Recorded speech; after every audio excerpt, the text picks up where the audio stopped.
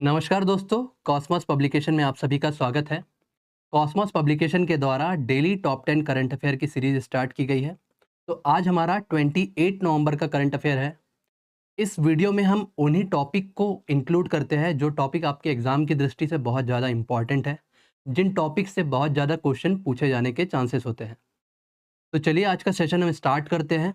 अगर आप हमारे चैनल पर फर्स्ट टाइम विज़िट कर रहे हैं, तो हमारे चैनल को सब्सक्राइब करिए और इसके साथ ही इस वीडियो को अगर आप पसंद करते हैं तो आप हमारे वीडियो को लाइक करिए और इसके साथ ही बेल नोटिफिकेशन ऑन करिए ताकि आने वाले वीडियो जो है आपको आसानी से मिलते रहें। ये हमारी कुछ किताबें आती है कॉस्मॉस पब्लिकेशन के द्वारा पब्लिश की जाती है। इसके अलावा भी हमारी बहुत सारी किताबें और इस प्रकार के कुछ पेपर्स आते हैं। तो ये आ गया हमारा पहला current affair. Bajrang Punia has been suspended for 4 years by NADA for refusing a dope test. ये जो बॉडी है नाडा बॉडी, इसका फुल फॉर्म आप देख सकते हैं नेशनल एंटी डोपिंग एजेंसी। इस बॉडी के द्वारा 4 साल के लिए बजरंग पुनिया को सस्पेंड कर दिया गया है क्योंकि उन्होंने डोप टेस्ट से मना कर दिया है। डोप टेस्ट ये चेक करता है कि किसी जो भी स्पोर्ट पर्सनालिटी ने कोई किसी टाइप की कोई दवाई या इंजेक्शन को अपने बॉडी में इंसर्ट ना किया हो, जिससे कि उसकी स्ट्रेंथ बढ़ जाए और वो स्पोर्ट में थोड़ा बाकी स्पोर्ट प्लेयर के कंपेयर में थोड़ा एक्टिव थोड़ा ज़्यादा एक्टिव ना हो। तो इसमें आपके लिए इम्पोर्टेंट ये नहीं है कि बजरंग पुनिया 4 साल के लिए सस्पेंड हुए। आपके लिए इम्पोर्टेंट क्या है? ये बॉडी। तो ये आपके लिए इम्पोर्टेंट ये बॉडी है नेशनल एंटी डोपिंग एजेंसी, जिसे नाडा कहते हैं। तो आपके लिए अगर क्वेश्चन पूछा जाएगा तो यहाँ से आपका क्वेश्चन नहीं आएगा, आपका क्वेश्चन यहाँ से आएगा कि ये बॉडी कब बनी, इसके चेयरमैन कौन होते हैं और इसका मेन रोल क्या है। तो आप देख सकते हैं ये कब इसको कब फॉर्म किया गया, तो ये आप देख सकते हैं नवंबर 2005 में इसको फॉर्म किया गया। और इसके चेयरमैन कौन है, तो आप देख सकते हो मिनिस्ट्री ऑफ स्पोर्ट के जो मिनिस्टर होते हैं ये इसके चेयरमैन होते हैं। और इसका काम क्या है, जैसा कि मैंने आपको बताया, ये स्पोर्ट को प्रमोट करने की, कोऑर्डिनेट करने की और मॉनिटरिंग करने का इसका काम होता है। और इसके अलावा ये डोपिंग कंट्रोल प्रोग्राम भी चलाती है। मतलब अगर कोई स्पोर्ट प्लेयर किसी भी प्रकार की कोई इंजेक्शन या टैबलेट लेता है जिससे कि इसकी स्ट्रेंथ बढ़े, तो ये सारी एक्टिविटी को ये कंट्रोल कर सके, इसके लिए बनाया गया है। और इसे लीगल बॉडी के रूप में शामिल कर लिया गया है नेशनल एंटी डोपिंग एक्ट 2022 के तहत। तो आप देख सकते हैं तो आपके लिए ओवरऑल डाटा यहीं से आपका क्वेश्चन बन सकता है, यहीं से जो भी क्वेश्चन पूछा जा सकता है। और बाय चांस अगर अ, कोई एग्ज़ाम हो कोई भी वनडे टाइप की एग्ज़ाम हो तो वहाँ भी ये चीज़ पूछी जा सकती है। ऐसा नहीं है कि इसको पूरा डिनाई कर दिया जाए, यहाँ से भी चीज़ें पूछी जा सकती है। पर ओवरऑल आपके लिए सबसे इम्पोर्टेंट जो पोर्शन है वो ये पोर्शन है। तो चलिए हमारे सेकंड क्वेश्चन की ओर चलते हैं हम। सॉरी, सेकंड करंट अफेयर की ओर चलते हैं। तो ये हमारा सेकंड करंट अफेयर है, यूनियन फिशरीज मिनिस्ट्री अवार्ड। तो यूनियन फिशरी मिनिस्ट्री अवार्ड से आप समझ सकते हैं कि फिशरी के फील्ड में एक अवार्ड दिया जा रहा है। तो उसमें जो केरला है वो बेस्ट मैरीन स्टेट है, तो इन्हें सबसे पहले रैंक का जो भी पोजीशन हासिल करने पर ये अवार्ड दिया होगा। और उसके साथ ही अगर डिस्ट्रिक्ट की बात करें तो केरला का ही कोलम जो डिस्ट्रिक्ट है उसे सबसे बेस्ट डिस्ट्रिक्ट के अवार्ड के रूप में नवाजा गया है। और ये किस दिन दिया गया, तो आप देख सकते हैं वर्ल्ड फिशरी डे के दिन ये अवार्ड दिया गया। और ये अवार्ड किसके द्वारा दिया जा सकता है, तो आप देखते हैं कि यूनियन फिशरी मिनिस्ट्री है उसके द्वारा ये अवार्ड दिया जाता है।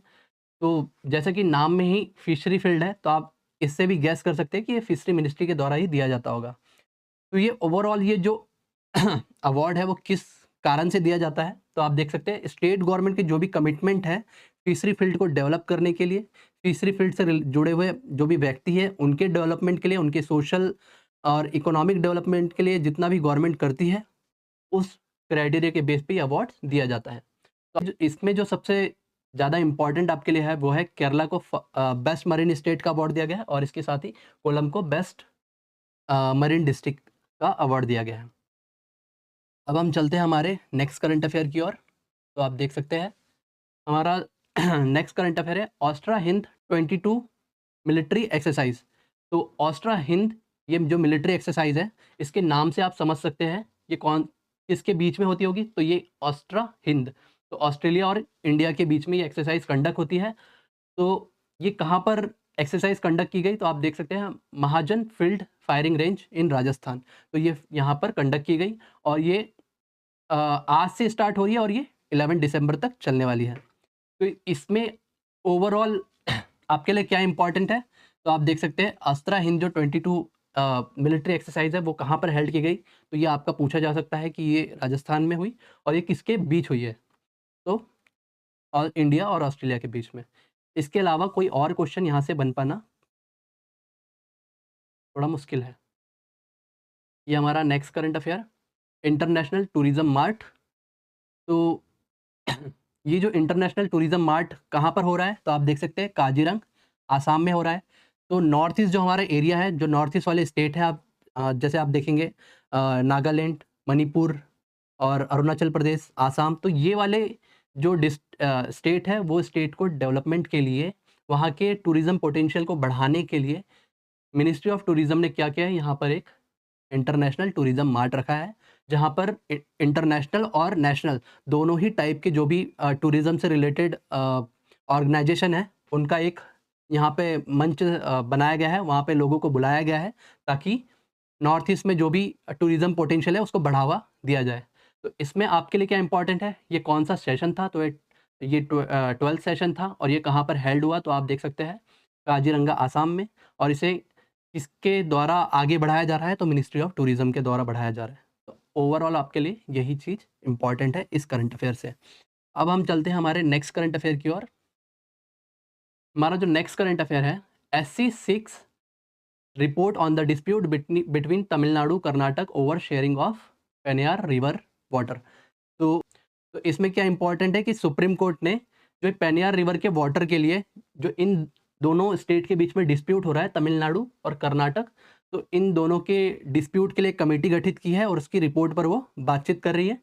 तो आपके लिए ये पोर्शन बहुत इंपॉर्टेंट नहीं है कि सुप्रीम कोर्ट क्या कर रहा है, क्या नहीं कर रहा है। आपके लिए इंपॉर्टेंट है कि जो पेनियार रिवर है वो कहाँ से फ्लो होती है और कहाँ पे एंड होती है, और इसके साथ ही वो कौन से स्टेट से फ्लो होती है, तो ये आपके लिए इंपॉर्टेंट है। तो आपको ये ध्यान रखना चाहिए। तो पेनियार जो रिवर है उसको एक और नाम से जाना जाता है साउथ पेन्नार रिवर, और इसके साथ ही ये कहाँ से फ्लो होती है, तो आप देखेंगे ये कर्नाटक से तमिलनाडु की ओर बहती है। आप ये देख सकते हैं, तो ये कर्नाटक से तमिलनाडु की ओर बहती है और ये कहाँ से निकलती है, तो कर्नाटक के नंदी हिल से ये नदी निकलती है और इसके साथ ये बे ऑफ बंगाल में जाकर गिर जाती है। और इसमें एक और इम्पॉर्टेंट जो क्वेश्चन बन सकता है कि ये कौन सी सिटी से फ्लो होती है, तो आप देख सकते हैं बेंगलुरु सिटी। इसके अलावा भी और भी बहुत सारी सिटी से फ्लो होती है, लेकिन ये जो बेंगलुरु सिटी है ये मोस्ट इम्पॉर्टेंट सिटी हो जाएगी इस टॉपिक के हिसाब से, तो इसलिए इसको यहाँ पर इंक्लूड किया गया है। अब हम चलते हैं हमारे नेक्स्ट करंट अफेयर की ओर। हमारा जो नेक्स्ट करंट अफेयर है वो है नेशनल कैंपेन बाल विवाह मुक्त भारत। तो इस कैंपेन का उद्देश्य क्या है, तो आप जैसे कि नाम से ही समझ सकते हैं, बाल विवाह मुक्त भारत का मतलब है कि चाइल्ड मैरिज को यहाँ से ख़त्म करना, हमारे इंडिया से ख़त्म करना। और इसे किसके द्वारा लॉन्च किया गया, तो हमारी जो Annapurna Devi ministry of women and child development की मिनिस्टर है, उनके द्वारा ये लॉन्च किया गया। और अगर इसमें और कुछ फैक्ट देखें तो ये विज्ञान भवन न्यू दिल्ली में ये हेल्ड किया गया था प्रोग्राम, और उसी में ये कैंपेन को लॉन्च किया गया। तो ये किसके सक्सेस से इंस्पायर होकर ये प्रोग्राम चलाया जा रहा है, तो आप देख सकते हैं बेटी बचाओ बेटी आंदोलन के सक्सेस के बुनियाद पे ये कैंपेन चलाया जा रहा है। इसमें आपके लिए बहुत ज़्यादा इंपॉर्टेंट अगर कोई फैक्ट है तो वह है कि ये किसके द्वारा लॉन्च किया गया। बाकी आप बाल विवाह मुक्त भारत का उद्देश्य क्या है, और तो वो आप ऑटोमेटिक अपने आप से ही समझ जाओगे, तो उसके लिए कुछ ज़्यादा आपको सोचने की ज़रूरत नहीं पड़ेगी। ये हमारा next current affair, real estate illegal betting ad dominate ethical code violence by ASCI। तो ये जो रियल एस्टेट और इलीगल जो बैटिंग होती है उसकी जो ऐड चलती है, वो ऐड पर ये जो बॉडी है ASCI, इनके द्वारा एक्शन लिया गया है। इनका कहना है कि जो भी इनके द्वारा ऐड चलाई जाती है वो ऐड पहले जब हम रिव्यू करते हैं उस टाइम पे जो रिव्यू होती है उस टाइम पे सब चीज़ें परफेक्ट होती है, जब वो हाँ पब्लिक के सामने लाई जाती है तो ऐड में वो लोग छेड़छाड़ करते हैं। तो आपके लिए इसमें क्या इम्पोर्टेंट है, तो आपके लिए इसमें सबसे ज़्यादा इम्पोर्टेंट है कि advertising standard council of India जो ASCI, ये जो बॉडी है जो इन सारी चीज़ों को रेगुलेट करती है, जो भी ऐड से रिलेटेड जो सारी चीज़ें हैं, उसको रेगुलेट करना, प्रमोट करना। तो उससे रिलेटेड जो बॉडी है, उस बॉडी से रिलेटेड आपको फैक्ट पूछे जा सकते हैं। तो ये कब इस्टेब्लिश हुई थी? 1985 में। इसका हेडक्वार्टर कहाँ है? मुंबई में। तो इसका मेन कार्य क्या है? एडवर्टाइज़िंग इंडस्ट्री को रेगुलेट करना, और इसके साथ ही ये किस कंपनी के ये किस एक्ट के तहत रजिस्टर्ड है? तो आप देख सकते हैं कंपनी एक्ट के सेक्शन 8 के तहत रजिस्टर्ड है। तो इसमें आपके लिए सबसे इम्पोर्टेंट फैक्ट क्या है? तो ये सबसे पहला कि ये कब इस्टेब्लिश हुई थी, और इसका हेडक्वार्टर कहाँ है, और इसका रोल क्या है? और इसके साथ ही अगर पूछ लिया जाए, जैसे कि यूपीएससी जैसे एग्ज़ाम में पूछ सकते हैं कि ये किस लॉ के तहत रजिस्टर्ड है, या किस एक्ट के तहत रजिस्टर्ड है। तो चलिए हमारे नेक्स्ट करंट अफेयर की तरफ चलते हैं इसके बाद। तो हमारा नेक्स्ट करंट अफेयर है नेटवर्क रेडीनेस इंडेक्स 2024। तो इंडिया ने इस रेडीनेस इंडेक्स में कितना नेटवर्क रेडीनेस इंडेक्स में कितना रैंक हासिल किया है? 49। इसके पहले जब 2023 में ये रिपोर्ट आई थी, तब ये यहाँ पर इस रिपोर्ट में इंडिया की रैंकिंग 60 थी। तो इंडिया ने अपनी रैंकिंग थोड़ी बेहतर की है और 49th रैंक हासिल की है। इसमें फर्स्ट रैंक यूएसए का है, और ये किसके द्वारा पब्लिश किया जाता है? तो आप देख सकते हैं पोर्टुलेंस इंस्टीट्यूट के द्वारा ये पब्लिश किया जाता है। और इसके नाम से आप समझिए, नेटवर्क रेडीनेस का मतलब होता है कि हमारे इंडिया में कितना ज़्यादा इंटरनेट और आईटी फील्ड में, एआई फील्ड में कितना ज़्यादा अच्छा कार्य हो रहा है सिटी और गाँव में। इसी को चेक किया जाता है, इसी के आधार पर ये रैंकिंग दी जाती है। तो इस रैंकिंग में इंडिया का जो रैंक है वो 49 रैंक है। आपके लिए बस इतना ही इम्पोर्टेंट है। और ये जो 3 फैक्ट आपको दिख रहे हैं, ये 3 फैक्ट के अलावा आपको एग्ज़ाम में और कुछ पूछे जाने के चांसेस कम है। तो चलिए हम चलते हैं अब हमारे नेक्स्ट करंट अफेयर की ओर। हमारा नेक्स्ट करंट अफेयर है सेंटर लॉन्चेस अ ई-दाखिल पोर्टल इन लद्दाख। तो इसमें आपके लिए जो सबसे इम्पोर्टेंट है कि ई-दाखिल पोर्टल क्या है? तो आप देख सकते हैं, मैंने इसका स्क्रीनशॉट यहाँ पर ऐड किया है। तो कंप्लीट फाइलिंग मेड ईज़ी। तो ये ई-दाखिल पोर्टल है, जो भी कंज़्यूमर की जो भी कंप्लेंट होती है, उसे ज़्यादा फ्री और अच्छे तरीके से और बेहतर अ, माध्यम से करने के लिए ये पोर्टल को बनाया गया है।